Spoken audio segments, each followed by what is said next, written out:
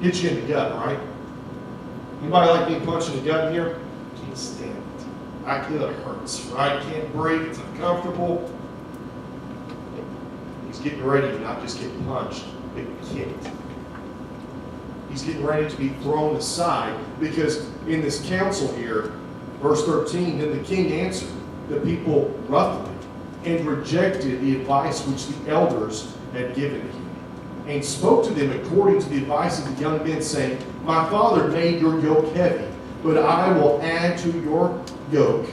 My father chastised you with whips, but I will chastise you with scourges. I wonder if the elders looked and saw a boy who would fall even farther than his father. Solomon didn't start out this way. He didn't start out as heavy and harsh. He slowly became this. His heart turned and changed. And here's Rehoboam. The very first thing this guy does is he creates the vision. Leaders, listen to me. You're not there to divide. You're there to lead. You're not there to send people away. I heard a pastor say to a buddy of mine the other day, I just bit my tongue. I wish I hadn't. I wish I had told him you're wrong, but I didn't. And I looked at him as he was talking about this. He goes, these families, we just need to get rid of. They need to be out of the church. These are God's people. God died for them. He didn't look at them and say, well, the ones that have issues, don't bring them to church. You want to know what? Most of us are here because we have issues. I am. I keep finding myself here every Sunday morning for some reason. We are not called to push away people. We're called to love them. Rehoboam didn't love these people. In fact, he hated them. He hated him because his father hated him. He had wise counsel, rejected it. Young men and women, listen to your moms and dads. Listen to grandma and grandpa. Listen to your preacher, your Sunday school teacher. Listen to those God has put into your life because He's put them there to give you wise counsel. God has many ways of speaking to the church family. Children, obey your parents. This is right before the Lord. Rehoboam had just listened and thought with his heart. The one thing you don't see here is what? He never sought the Lord. He sought the past. He sought the present. But he sure didn't seek Jesus here. And it's funny because as he tells him this, he says, I'm going to be harder on you than my father ever was. And let me tell you, just because Daddy did it, again, it doesn't make it right. Just because your father did something doesn't mean that's the way it's supposed to be. Just because you saw a path doesn't mean that's the one you have to take. If Rehoboam's father had dealt with this, then his son would never have had to. Church, let me tell you something. Dad, hear me this morning. Just because you die doesn't mean your kids don't have to deal with your unfinished business. It doesn't just fade with you. If Solomon had been the king he should have been and not been hard on these people, his son would have never had to face this issue. But let me tell you this, undealt sin is always going to affect your family. Always. Because children follow in their father's footsteps. It's amazing because you can think about that and you can grow up and the child will watch their father or mother be an alcoholic and they absolutely hate alcohol. But it's funny because in the end, they become an alcoholic. Or a drug addict. I hated the way my mom or dad was on drugs or this, that, and the other. And as they grow up hating, it's amazing to me that they end up going to the very thing they hate and it takes control of their life. Your father was an abuser. I'll never hit a woman, but then you end up growing up and you abuse your spouse as well. How do we become the thing that we hate? Let me tell you how, because sin is a plague. Sin is a sickness. And when it gets into us, Father, if you don't stand up and stop it, your children are very well and likely going to follow behind it. What you do in private, your family knows, by the way. Second point, we'll finish quickly. your sin can cost your children the kingdom. Verses 16 and 17.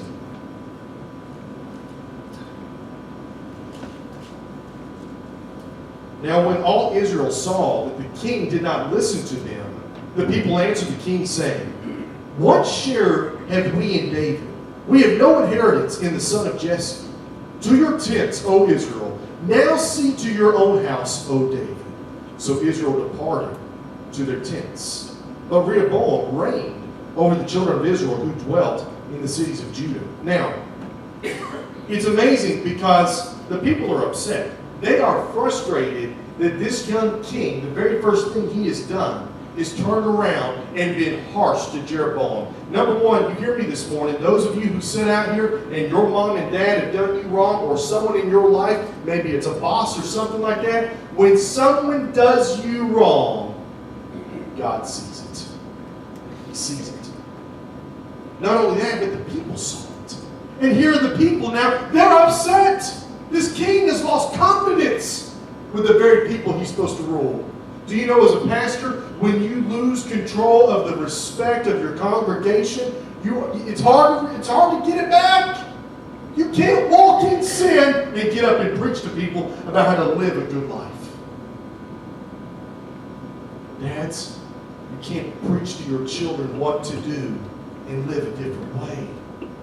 We've got to show them the way. It's amazing here because in this, a revolt is getting ready to happen, just like you see in our country today, just like we see in churches across America today, just like we see in families today. There is a revolt that is taking place because of sin and how it is destroying our lives. Verse 18.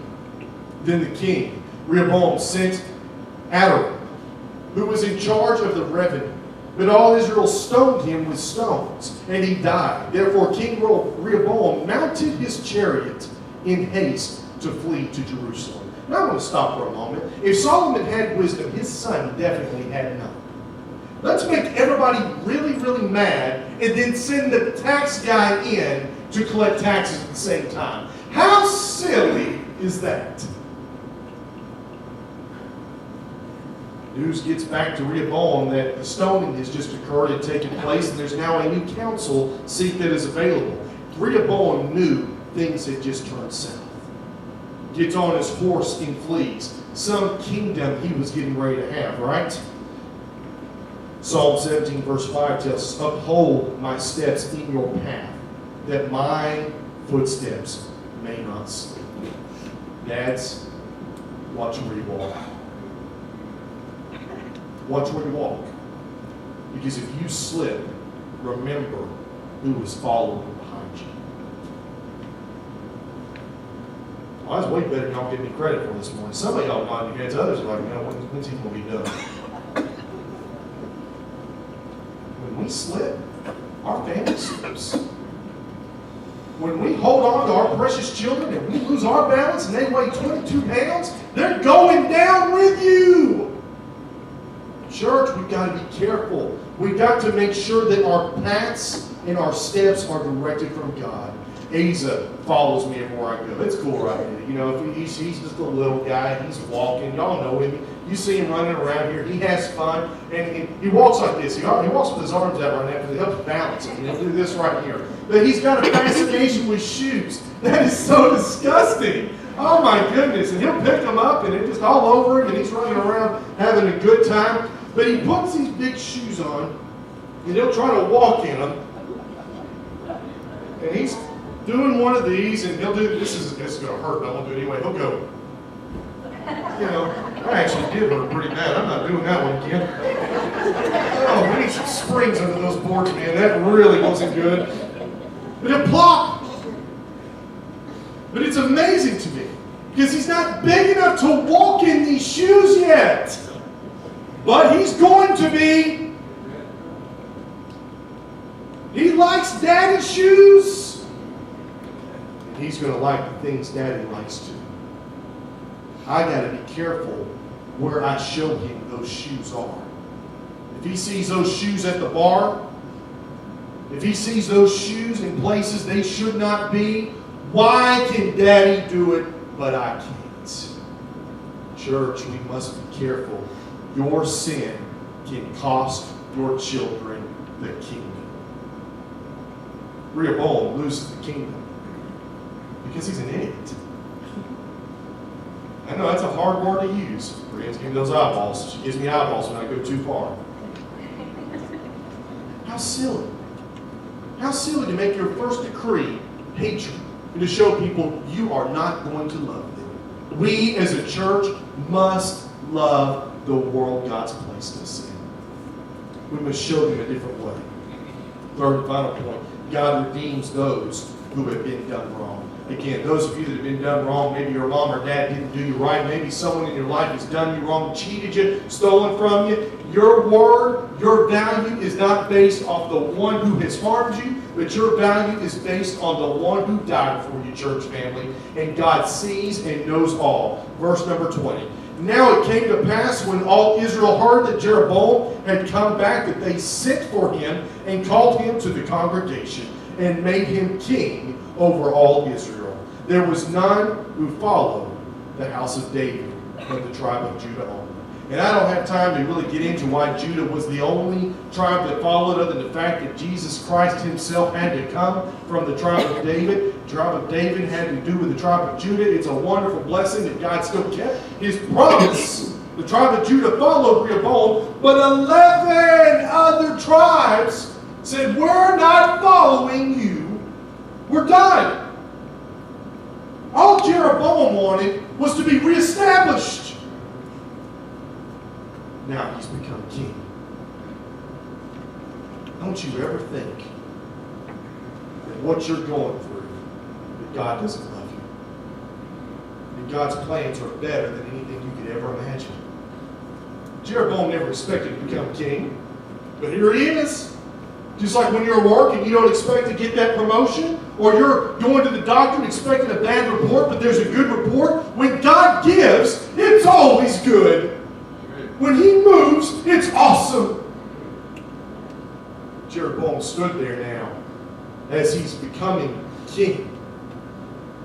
And the thought runs through my mind, what footsteps will he leave?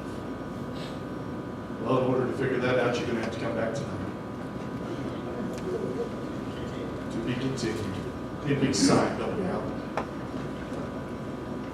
The bottom line is this, I want to share with you. You don't have to be like your father. You don't have to be a drug addict. You don't have to be an alcoholic. You don't have to be an abuser, and you surely don't have to be a loser. You don't have to be like your father to be like your father. Now, if y'all got that. You don't have to be like your father to be like Christ. You just got to follow him. You got to pray for footsteps to follow. Proverbs 3 verse 6 tells us, in all your ways submit to him, and he will make your path straight. It's not about who did you wrong anymore or who mistreated you. There was a day when I was a kid, I had to forgive my father. And if I hadn't, I would not be standing here today. When I chose to forgive him, when I chose to let go of the hurt and the pain, it is amazing how God made my path straight. Things were clear. I knew where to go and what to do and who to hang out with. When you get your path straight, God begins to take the wrong people out of your life and bring the right people in. I know it's a little long today, and for that I apologize, but the Word of God is supreme and true.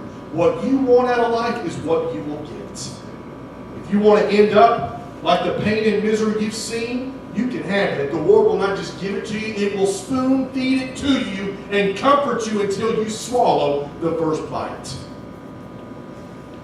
The path that God's laid out is a hard path to follow. Because of what? Well, the Proverbs said here, in all your ways, submit to him. Did you know, in order to get this blessing, we've got to submit to our Father in heaven? It's a great place to think about. This morning, that's where I'm going to end. Because some of us in here, I'm no different. I'm a dad. I want my kids to have a good life, a better life than what I've had, right? We go out. I want them to have the clothes. I want them to have the toys. I want them to go to school. I want them to do good, make good grades. I want them to be successful and have good relationships with people. I want them to do great. So in order for them to do great, I've got to show them how to be great. That's a hard job.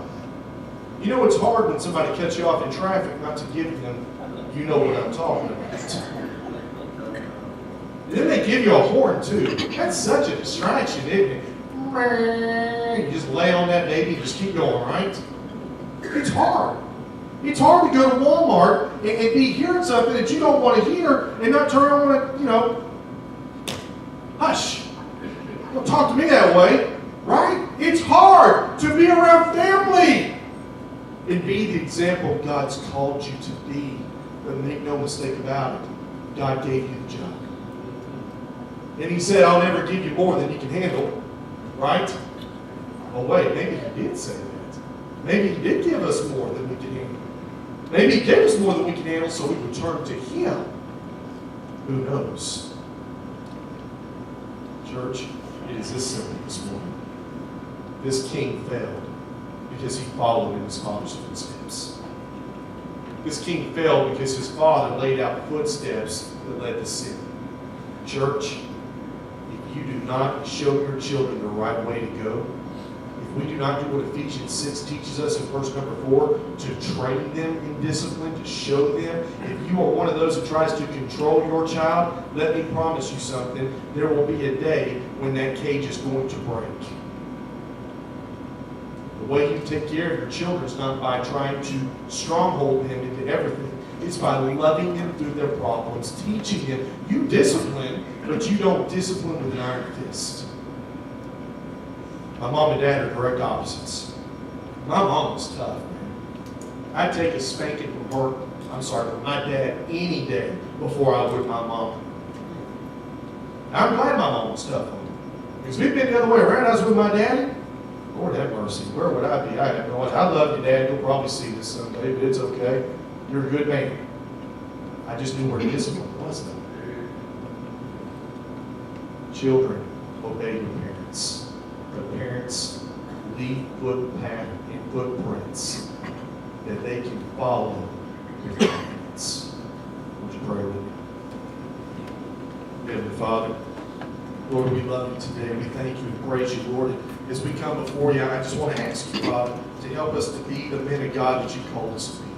Help us to do what you called us to do. Lord, help us to leave a path for our children to follow that they can absolutely walk in confidence with. Maybe you're here today, you heard testimony of what a man is supposed to be, what a father is supposed to do. Maybe you're here and you know you need to forgive your dad, your mom, or whoever it is, and you want to come down and say, Lord, I'm ready to move forward in my life. Please help me to forgive, Lord, those who have hurt me.